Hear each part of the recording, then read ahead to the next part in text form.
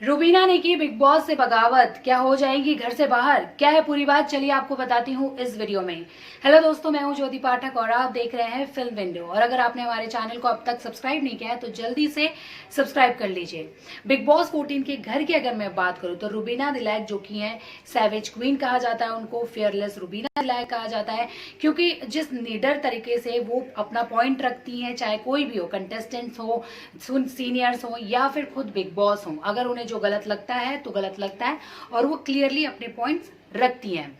अब मैं आपको बताना चाहूंगी, कल के प्रोमो में ऐसा दिखाया जा रहा है कि जो बिग बॉस हैं वो टास्क देते हैं कि निक्की और रुबीना दोनों के बीच में से, मतलब दोनों के दिमाग में सबसे ज्यादा कचरा किसके दिमाग में है।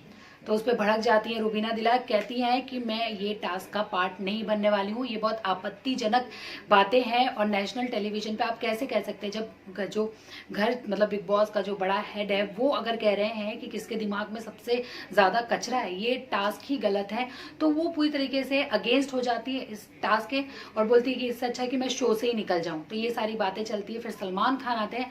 सलमान खान ने कहा कि हमने कुछ गलत किया ही नहीं, अभी तक तो शुरू ही नहीं हुआ कुछ जिससे आपको आपत्ति हो और आपको इंसल्ट किया जा रहा है, ऐसा कुछ नहीं है, कुछ हुआ ही नहीं है।